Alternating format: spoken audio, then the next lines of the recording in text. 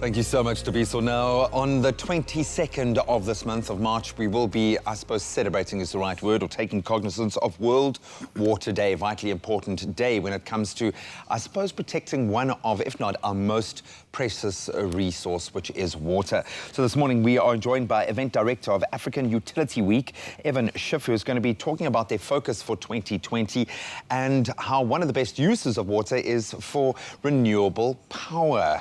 Is it that? We will find out this morning. Evan, thank you so much for joining us, especially during these trying times. Yes, indeed. I think everyone being tested, and we don't want anything to take away from the relevance of World Water Day, because that is a constant that remains not just on the 22nd of March, but every day, all year round. So what is the focus for World Water Day this year? Well, World Water Day is a UN-backed initiative, and the focus this year is on water and climate change.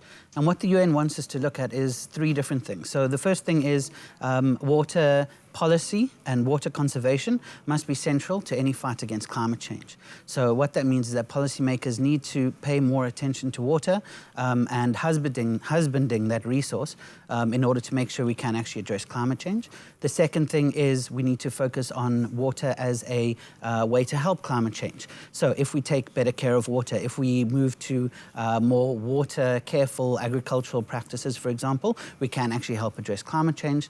And the third thing is we have a part to play. We ourselves, each one of us, can look after water, and that is helping, that is contributing.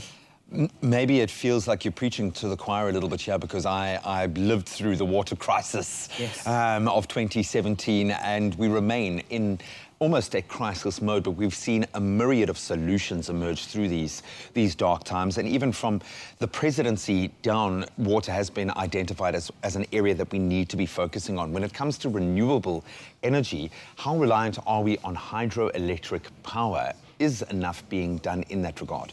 So hydroelectric power is really great from a conservation point of view. It's carbon neutral. It is a renewable energy. Water and rivers keep on flowing. We only use about 6% of our energy generation in South Africa is from hydropower. And most of that is, in fact, imported from Mozambique, from Cahora Bassa hydropower dam there.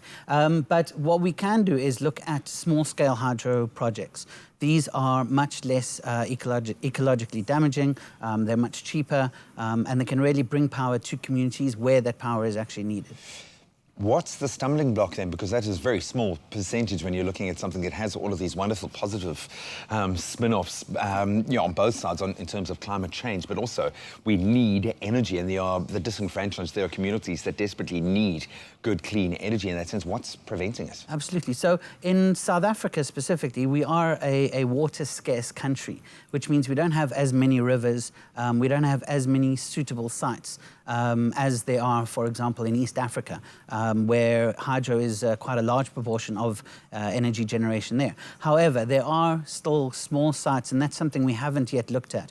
But as we move into a place where private developers, private money can actually fund these things, there are still a lot of sites in South Africa that are suitable for this type of technology. I know you also have been affected by the coronavirus, or at least what our state of emergency that we find ourselves in at the moment. The conference has been moved. It was originally scheduled for May.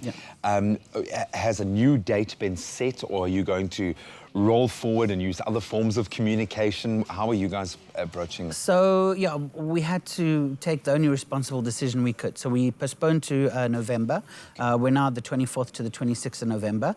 And that's actually twofold. So on the one hand, why not just cancel? Well, we still feel there is a need, and the industry still feels there's a need to talk about these things on a number one hand. And number two thing is, as an event of 10,000 plus people, we spend millions and millions of rands directly in the local economy in Cape Town. And then indirectly, all of our exhibitors are buying exhibition stands or spending money to come to the show. So if we cancel all of that, there are a lot of smaller suppliers, stand builders, caterers, all those sorts of people that actually rely on events like ours for their revenue, for their income. So we felt it would just be irresponsible to cancel completely, and we were fortunate enough to get a date in November. To be able to move that, I have this feeling that we're going to see around the end of the year there's going to be this massive bottleneck of events, and it's going to be the best time ever, hopefully, for exhibitors. That secondary spend isn't lost.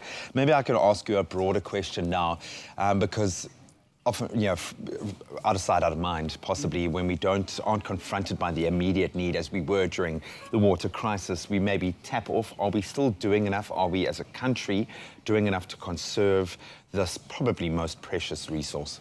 I think we are. I certainly feel in my own home, we still take very short showers. We still collect our water. Many people installed water tanks and other water-saving measures. And that's what was so effective about the City of Cape Town's communication during the crisis, is it actually created behavioural change. And it really feels like people are still, they remember those scary times of, will we have water tomorrow? What's going to happen?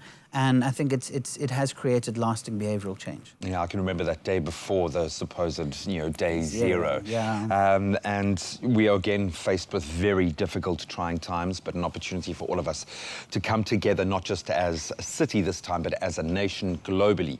There are ways that we can combat, but also find brilliant new solutions during these trying times.